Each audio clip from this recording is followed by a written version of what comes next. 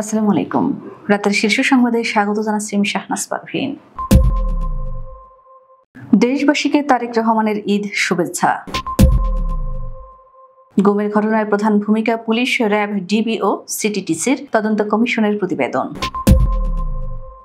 Doctor Zubaida Zaima রহমানের নামে কোনো ফেসবুক অ্যাকাউন্ট নেই বিএনপি। শত শত ভারতীয়কে বাংলাদেশে পুশিং করা হচ্ছে বিদেশি বলে মুম্বাই ভিত্তিক সিজেপির প্রতিবেদন। বিএনপির শীর্ষ নেতারা কে কোথায় ঈদ করবেন? জাতীয় ঈদগাহে ঈদের প্রধান জামাত সকাল 7:30টায়। ভিড় জমেছে রাজধানীর পশুর হাটে, জমজমাট বেচাকেনা। দেশে নতুন করে করোনায় একজনের মৃত্যু শনাক্ত 3। ঈদ যাত্রায় তীব্র যানজট, অতিরিক্ত ভাড়া ও দুর্ভোগে হাজারো যাত্রী। শৈলকুপায় ট্রাক চাপায় স্ত্রী সন্তান সহ ব্যবসায়ী নিহত। চাঁদপুরের অর্ধ শতাধিক গ্রামে আগামীকাল শুক্রবার ঈদ। G7 শীর্ষ সম্মেলনে আমন্ত্রণ পাননি মোদি। এবং আরাফার দিনে রোজা রেখেছেন হামজা চৌধুরী। শুনছিলেন শিরোনাম, এবার বিস্তারিত। পবিত্র ঈদুল আজহা উপলক্ষে দেশবাসীকে শুভেচ্ছা জানিয়েছেন বিএনপির ভারপ্রাপ্ত চেয়ারম্যান তারেক রহমান। নিজের ভেরিফাইড ফেসবুক পেজে বাংলাদেশ সময় বৃহস্পতিবার সন্ধ্যা 7টার দিকে দেওয়া পোস্টে এই শুভেচ্ছা জানান তিনি। ওই পোস্টে তারেক রহমান লিখেছেন, পবিত্র ঈদুল আজহা উপলক্ষে আমি বাংলাদেশ সহ সারা বিশ্বের মুসলমানদের জানাই আন্তরিক শুভেচ্ছা ও মোবারকবাদ। তাদের অব্যাহত সুখ ও স্বাচ্ছন্দ্য কামনা করি। ঈদ মোবারক। তিনি লেখেন, ঈদুল আজহা অর্থ ত্যাগের উৎসব। এই উৎসবের মূল প্রতিপাদ্য বিষয় হলো ত্যাগ করা। পবিত্র গ্রন্থ আল কোরআনে বলা হয়েছে, মাংস বা রক্ত কোনোটাই আল্লাহর কাছে পৌঁছায় না, পৌঁছায় তোমার মনের পবিত্র ইচ্ছা। দেশের সংগঠিত বেশিরভাগ গুমের পেছনে police, rapid action battalion, detective branch এবং counter terrorism and transnational crime জড়িত ছিল। এমন তথ্য উঠে এসেছে গুম বিষয়ক তদন্ত কমিশনের দ্বিতীয় অন্তর্বর্তী প্রতিবেদনে উল্লেখ করা হয়, গুমের শিকার ব্যক্তি, প্রত্যক্ষদর্শী ও ভুক্তভোগী পরিবারের সদস্যরা এসব ঘটনায় অধিকাংশ ক্ষেত্রেই আইন শৃঙ্খলা রক্ষাকারী বাহিনীকে দায়ী করেছেন। এছাড়া পুলিশ ও গোয়েন্দা সংস্থার বিভিন্ন ইউনিটের বিরুদ্ধে গুমে প্রত্যক্ষ জড়িত থাকার অভিযোগ উঠে এসেছে। সেনাবাহিনীর গোয়েন্দা সংস্থা ডিজিএফআই, জাতীয় নিরাপত্তা গোয়েন্দা সংস্থা এনএসআই এবং বর্ডার গার্ড বাংলাদেশ সদস্যদের বিরুদ্ধেও গুমে জড়িত থাকার অভিযোগ পাওয়া গেছে। বিএনপির ভারপ্রাপ্ত চেয়ারম্যান তারেক রহমানের সহধর্মিণী ডাক্তার জুবাইদা রহমান ও তাদের কন্যা ব্যারিস্টার জাইমা রহমানের নামে কোনো ফেসবুক অ্যাকাউন্ট নেই বলে জানিয়েছেন দলের সিনিয়র যুগ্ম মহাসচিব রুহুল কবির রিজভী। বৃহস্পতিবার রাজধানীর নয়াপল্টনে বিএনপির কেন্দ্রীয় কার্যালয়ে এক সংবাদ সম্মেলনে তিনি একথা জানান।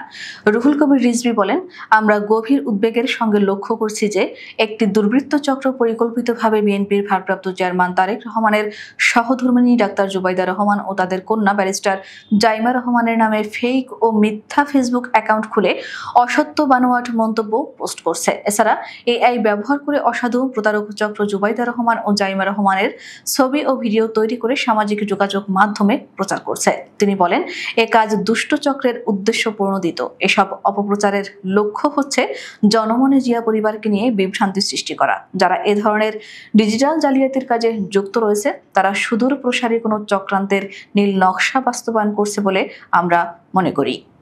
উত্তর পূর্ব ভারতের আসাম রাজ্যে হাজার হাজার দরিদ্র ও মূলত শ্রমজীবী মানুষ আতঙ্কে রাত কাটাচ্ছেন, কারণ শত শত ভারতীয় নাগরিককে বাংলাদেশি বলে সীমান্ত দিয়ে বাংলাদেশে ঠেলে পাঠানো হয়েছে।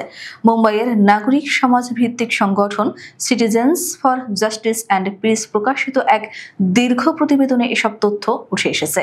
সাংবাদিক, আইনজীবী ও মানবাধিকার কর্মী তিস্তা শীতলবাদের নেতৃত্বাধীন সংস্থাটি জানিয়েছে, আসামের 33টি জেলায় নারী, শিশু ও পুরুষদের বেআইনিভাবে আটক করে বাংলাদেশে পাঠানো হচ্ছে।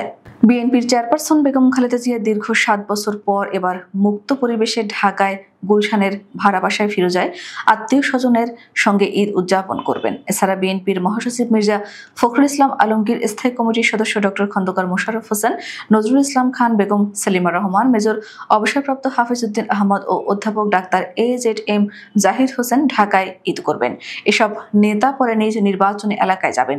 স্থায়ী কমিটির সদস্য মির্জা আব্বাস নিজ এলাকায়, ঢাকার শাহজাহানপুর এবং গয়েশ্বরচন্দ্র রায় নিজ নির্বাচনী এলাকা কেরানীগঞ্জে স্থানীয় নেতাকর্মী সমর্থকদের সঙ্গে শুভেচ্ছা বিনিময় করবেন। স্থায়ী কমিটির সদস্য ডক্টর আব্দুল মঈন খান নিজ এলাকায়, নরসিংদীর পলাশে, আমির খসরু মাহমুদ চৌধুরী চট্টগ্রামে, সালাউদ্দিন আহমেদ কক্সবাজারে এবং ইকবাল হাসান মাহমুদ টুকু সিরাজগঞ্জে ঈদ করবেন। পবিত্র ঈদুল আজহা উপলক্ষে জাতীয় ঈদগাহ ময়দানে ঈদের প্রধান জামাত সকাল 7:30 অনুষ্ঠিত হবে বলে জানিয়েছেন ঢাকা দক্ষিণ সিটি কর্পোরেশনের প্রশাসক মোহাম্মদ শাহজাহান মিয়া। বৃহস্পতিবার এক সংবাদ সম্মেলনে তিনি জানান, বৈরী আবহাওয়া থাকলে জামাত অনুষ্ঠিত হবে বায়তুল মোকাররম জাতীয় মসজিদে সকাল 8টায়। এবার প্রায় 35,000 মুসল্লির জন্য ঈদ জামাতের আয়োজন করা হয়েছে। ভিআইপি ব্লকে একসঙ্গে 250 জন নামাজ আদায়ের সুযোগ পাবেন। মুসল্লিদের জন্য থাকবে পর্যাপ্ত অজু, সুপেয় পানি, পয়ঃনিষ্কাশন, মেডিকেল টিম ও অ্যাম্বুলেন্সের ব্যবস্থা।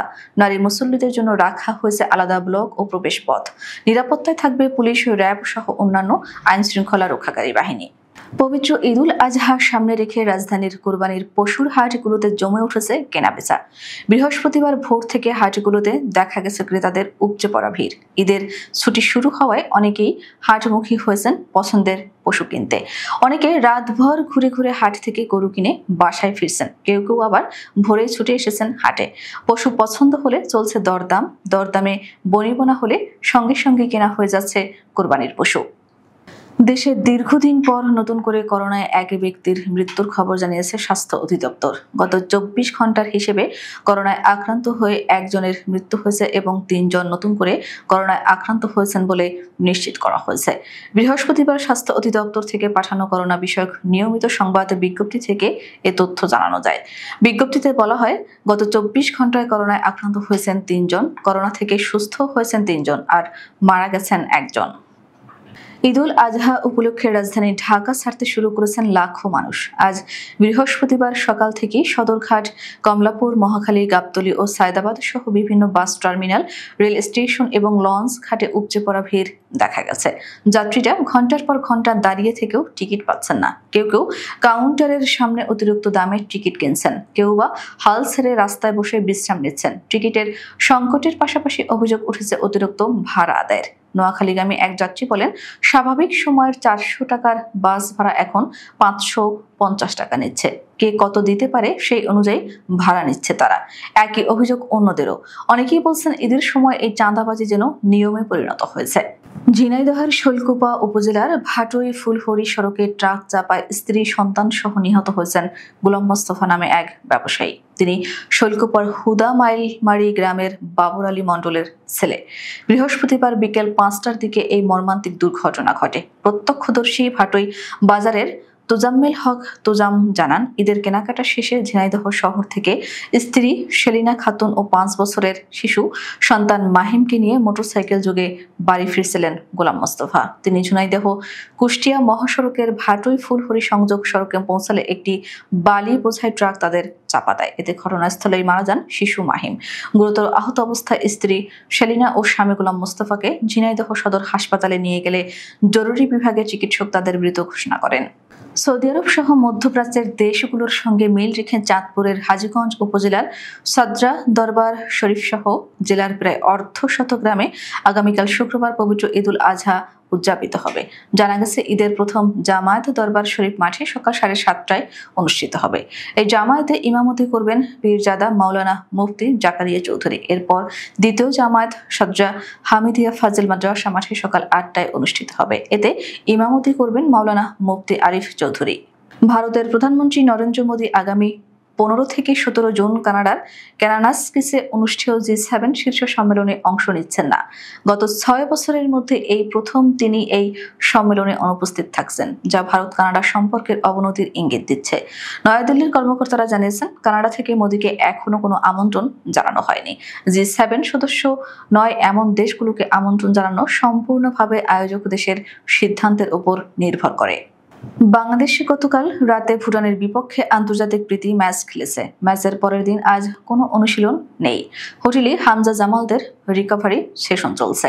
আগামী পরশুদিন বাংলাদেশে কুরবানির ঈদ। মুসলিম ধর্মাবলম্বীদের অনেকেই ঈদের আগে রোজা রাখেন। বাংলাদেশ ফুটবল দলের সুপারস্টার হামজা চৌধুরী রোজা রেখেছেন। ইংল্যান্ডে বসবাস করলেও হামজা অত্যন্ত মুসলিম ধর্মপরায়ণ। দলীয় সূত্রে জানা গেছে, টিম ম্যানেজার আমির খান ও টিম অ্যাটেন্ডেন্ট মোহাম্মদ মহসিনও রোজা রেখেছেন। আগামীকালও রাখার ভাবনা রয়েছে। আমাদের আগামীকাল দুপুরের শীর্ষ সংবাদ দেখার আমন্ত্রণ জানিয়ে এখনকার মতো বিদায় নিচ্ছি। দর্শক, ভিডিওটি শেষ পর্যন্ত দেখার জন্য আপনাকে অসংখ্য ধন্যবাদ। নিত্য নতুন সংবাদ পেতে আমাদের ইউটিউব চ্যানেলটি সাবস্ক্রাইব করুন ও নিয়মিত নোটিফিকেশন পেতে বেল বাটনটি ক্লিক করুন এবং আমাদের ফেসবুক পেজটিতে লাইক করুন। এছাড়াও আমাদের ভিডিওতে লাইক দিয়ে শেয়ার করুন। আল্লাহ হাফেজ।